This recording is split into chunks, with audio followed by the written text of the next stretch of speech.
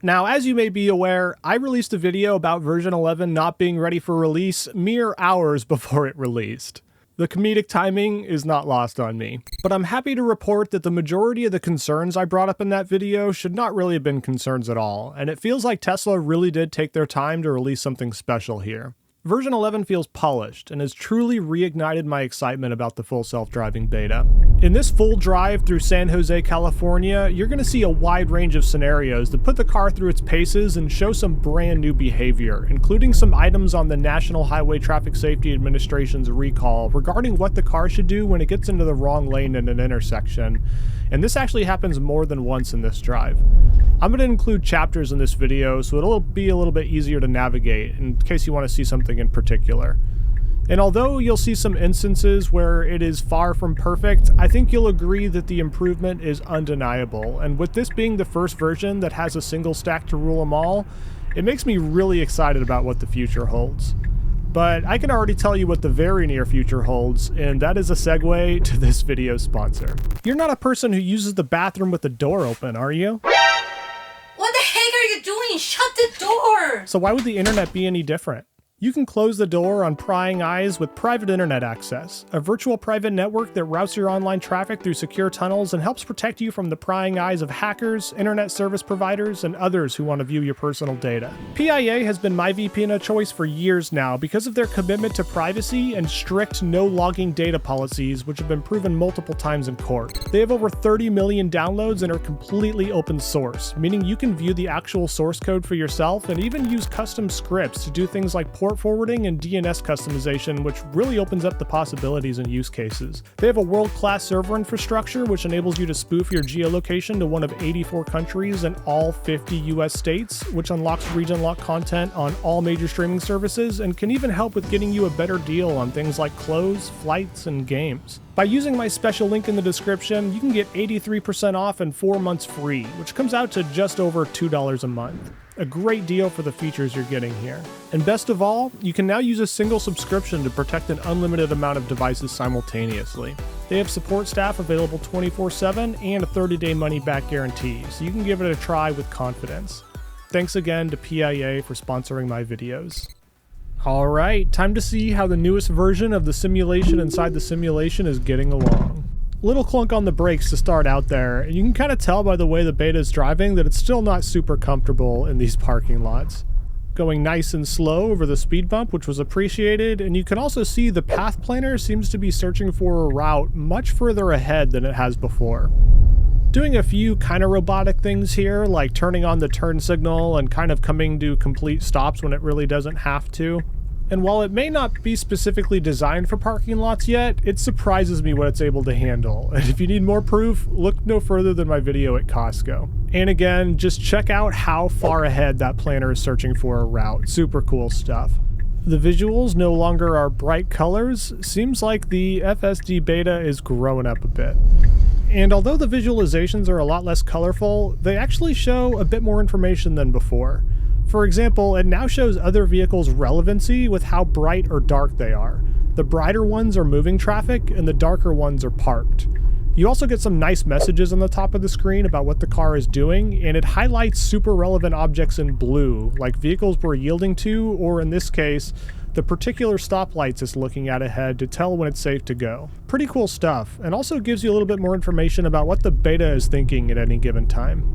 Here's an interesting one that's actually a lot more complicated than it first appears. The stoplight ahead that the beta is highlighting in blue is a conditional light, where you're only supposed to stop if it's red, but continue if it's off, which you can see the beta did well. Seems to me like a pretty tough situation, especially since it's required by law to stop at non-functioning stoplights, which is exactly what I thought it was at first, but the beta had no problem just continuing on. Also has no problem continuing through this blinking yellow for the crosswalk. On the visualization, you can actually see the light turns red for a second, which is odd, but did not seem to slow down or hesitate through there at all, which is really nice, especially compared to some older versions. We're approaching a right on red situation, and you can see the car to the left kind of obstructs our view to incoming traffic. But then, even though traffic is still flowing, the beta creeps up a very appropriate amount just so we can get a better view. You can see the creeping wall that it's displaying in front of us is kind of pretty far out there. If it creeped all the way out there, it might be pretty uncomfortable, but luckily it stays put right in this exact spot, which felt good. It's probably exactly what I would have done. Then starts to proceed even before traffic is cleared, which just felt great. This was a great right on red. Now, I'm going to ask for your feedback on something. I contemplated cutting up this full drive into individual clips like I've done in some of my previous videos, but sometimes I think seeing the entire drive from beginning to end gives you a little more of an idea of actual performance and usability. So if you've watched both styles of video, please let me know which one you prefer, or if I should just continue doing a mixture of each. Beta gets a little bit unlucky in this next situation. There's a car in front of the car we're following, and the guy seemed to have fallen asleep. You can hear the guy just honked at him to kind of wake up and go. But we waited just long enough for the light to turn yellow while we were crossing the stop line, because you can see now we're sitting right on top of these tram tracks. Luckily, the tram never came, so it ended up not being a problem, but it is pretty uncomfortable just sitting on these tracks right now. Not a place I want to be. Proper course of action there would have probably either been to slam on the brakes as soon as the yellow light happened, which isn't ideal, or run the red light after it got past the stopping line, also not ideal. Making a simultaneous double lane change here and then getting to the right-hand side of the lane, which felt very natural. Then, for some reason, continuing through this red light, I get a takeover immediately. You can see a message on the bottom of the screen saying that autopilot aborted for a system error. So I did send a snapshot in case they could learn something from that, and I also was able to engage autopilot right away after, so not really sure what happened there. Another kind of awkward situation up here where we definitely were first to stop at this stop sign, but autopilot waits for the car to our right. We do end up proceeding, but definitely should have proceeded a little bit earlier. That was clearly our right-of-way, and I did end up submitting another snapshot in case they could use that data as well. The planning also does get a little awkward up here as well. Looks like the beta is trying to give as much room as it possibly can for that pedestrian. It also kind of goes into some odd creeping state. You can even see a message on the top of the screen saying it's creeping for visibility, so another one of those head-scratcher moments. Another thing that I've done that I hope you noticed is installed a steering wheel cover which has a white line through the top center of it to hopefully show you more of the nuances of the steering inputs that the beta is giving. And I really hope it's useful because it had literally took me like 2 or 3 hours to put that sucker on there. It's the first thing I've ever sewn in my entire life. Autopilot doing a good job with the construction going on here, and there's also kind of an inverse speed bump. They're drainage ditches, and the beta seems to react to this and go very slowly over it, which was super nice. At least it did on the first one. There's a ton of these all over this little neighborhood here, so we'll see how the performance is and if it's consistent. We have reached the end of our navigation route, and I go ahead and just put another random one in. So far, doing a pretty good job in these neighborhoods, but the path planner does have some issues sometimes. You can see as we continue through this stop sign, the steering wheel swings to the left for some reason, and then just goes right back to the correct path. And while version 11's path planner is a lot smoother than previous versions, I do hope that in the future we see it smoothed out even more, especially with these random twitches of the steering wheel. Here we are at that same kind of inverted speed bump drain ditch thing.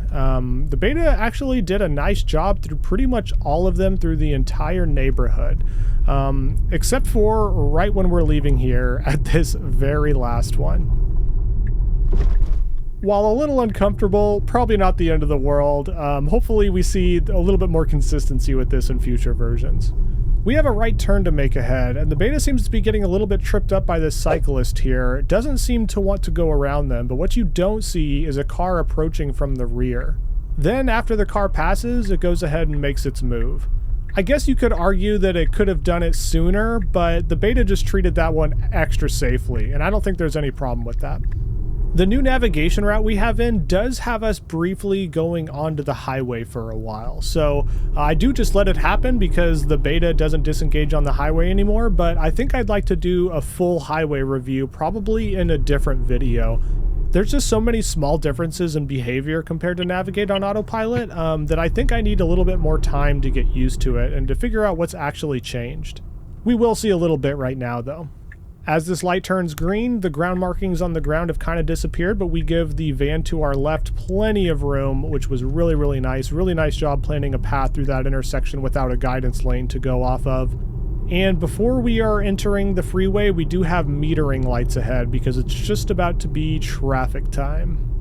You can see the beta paying attention to the correct stoplight, the one on the right-hand side, and as we slow, it turns green and the beta proceeds. Very nicely done. Getting up to highway speed now, and you can get a glimpse of the new visualizations, which just look absolutely awesome. Seems like it can just see so much more than Navigate on Autopilot ever could.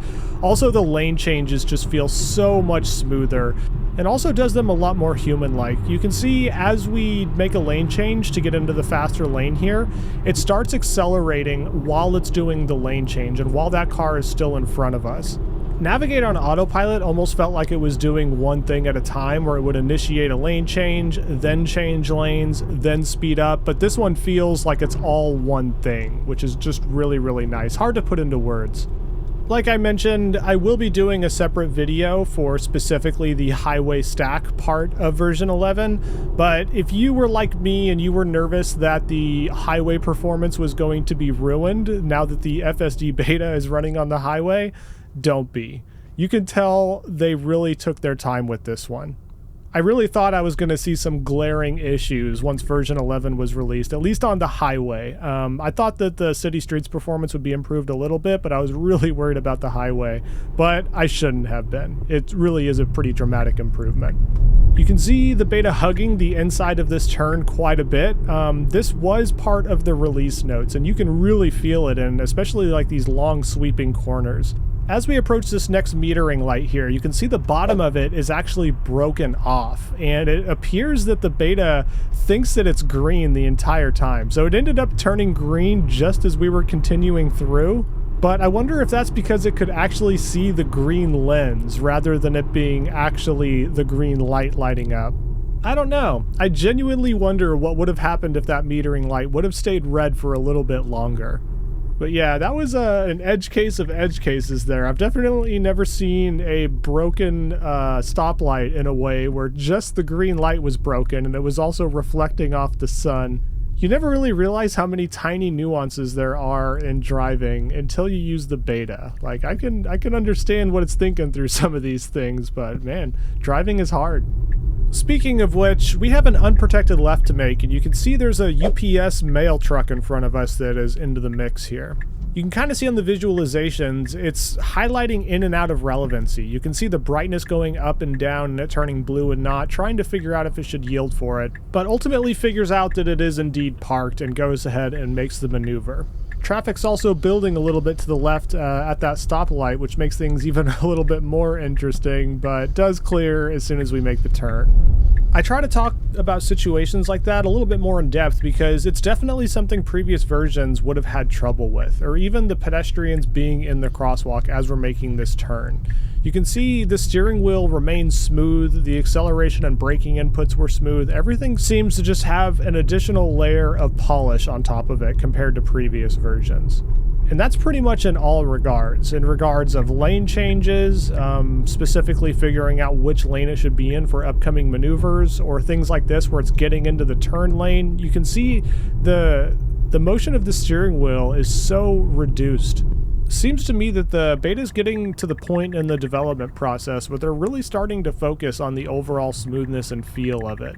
And there's a lot to be said about how the beta feels. I think the better it feels, the more confident people will be at using it. There's a lot of scenarios that it used to be able to get through on its own, but not very well. And this one is taking those same scenarios and doing them well, which is very exciting. We have a left turn coming up, and you can see the beta is hugging the inside of this turn just like it does before, but gets itself into a situation where it has to cross over a solid white line, which it does not want to do. So we have left in the navigation route, as you can see. I'm kind of zooming in there so I can show you, and the turn signals are going left and right. What will it do when the light turns green? This was an item on the NHTSA's recall where it would make incorrect maneuvers from the wrong lane, like go left out of a right lane. But even though the navigation is clearly showing left, It makes a right.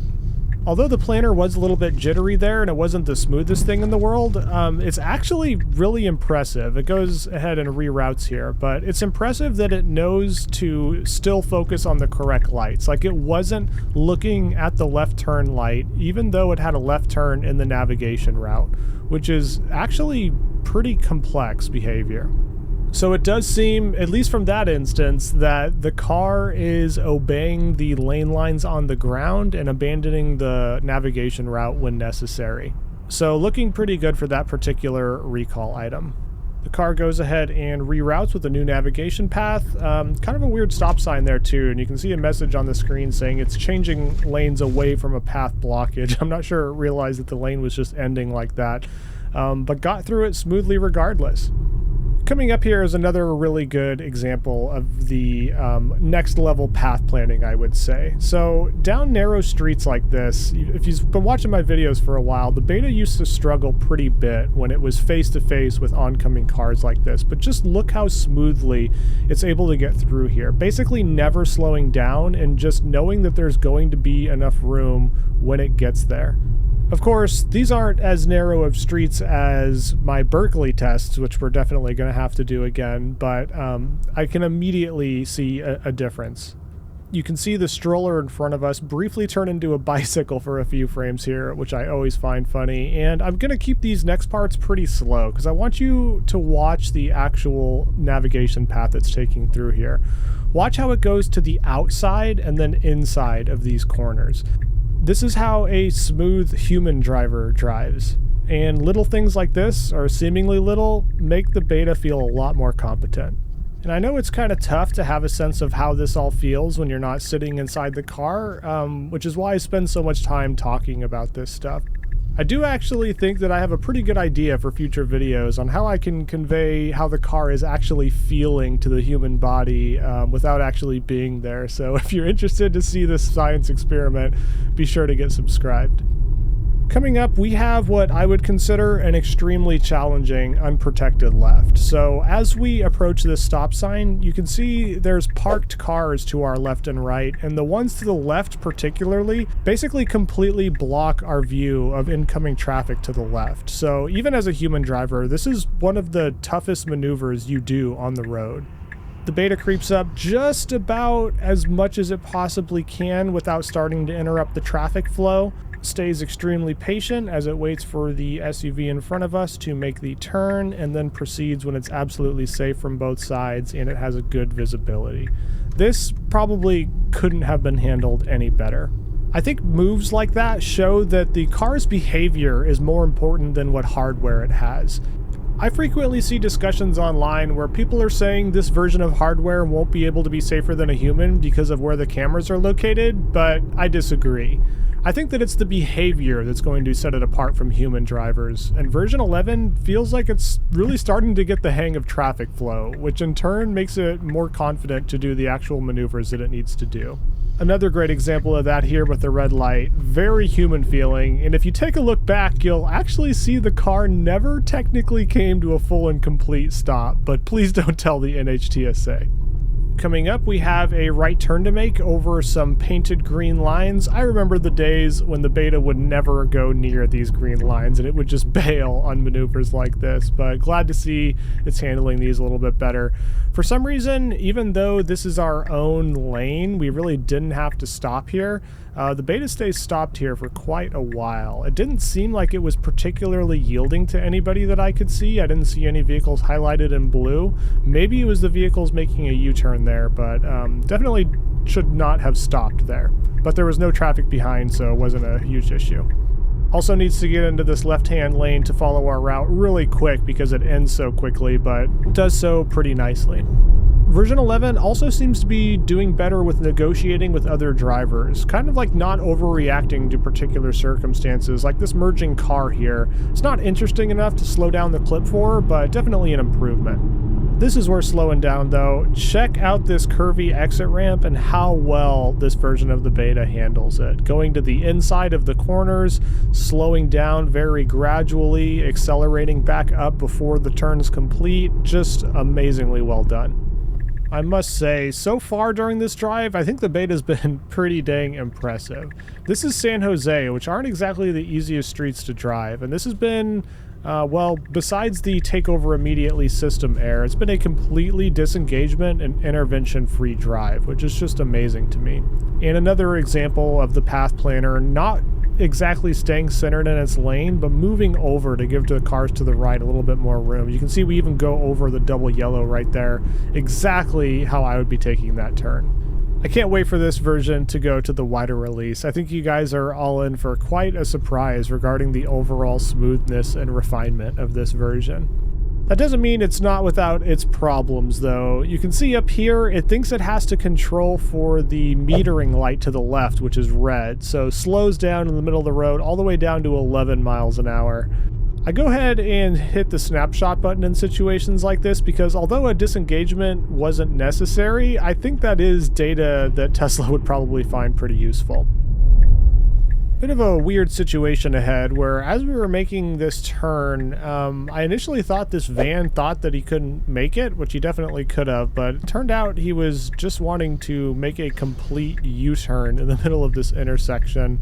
So as we got to the very end of our navigation route here, instead of letting the car stop in the middle of the road, I went ahead and just pulled over because he's right behind me right now. And with my luck, we just so happened to pull over exactly where this guy wants to go. So I did move the car one more time just to kind of get out of his way. I just wanted to give you the additional context for the situation in case you were wondering what I was doing here. New navigation route is in so that we can continue our drive, and I must warn you, my camera batteries are getting very low at this point. Have I told you how much I appreciate you watching this far into the video? No? Well, thank you. Really, truly does mean a lot. Another kind of blind, unprotected left, where the car has to creep pretty far forward to get any visibility. Does a good job with the creeping line, creeping just far enough out to where before it starts to get uncomfortable. And you can see the car starts continuing before the last car has passed, which felt very natural. It also pulls into the suicide lane and then does a lane change into the proper lane, which is exactly how that is done. Nice job. I'm actually really glad my camera batteries didn't die because we would have missed a pretty cool moment ahead. So first thing that happens is a Tesla Model S kind of makes a U-turn where he's not supposed to and cuts us off. Very naughty. He should be using the FSD beta. Then as we approach this light, there's actually 3 left-hand turn lanes. Usually the beta is good at staying in the lane that it should be on for upcoming turns, but right after this we have an immediate right turn to make. So you can see the reason traffic was backed up so far there was because they're all waiting to make that immediate right, but we just cut on over all the way into the far left-hand lane. And now the beta is going to be forced to do multiple lane changes in a very, very short amount of time in order to complete the navigation path we have set in here. So you can see as soon as the light turns green, it actually starts highlighting other vehicles to its right in blue, even when it still has a left-hand turn signal on. And then as soon as it makes the turn, it immediately starts moving over to the right. Check out how smooth the steering wheel is through this entire maneuver. It's almost like it did all those lane changes as one maneuver and not 2 separate lane changes. So while not really the most polite thing in the world to do, it actually did get us around all those cars and into the front of the line here. Then does go a bit slowly as it's trying to merge into this traffic, which maybe upset people behind us a bit, I'm not sure.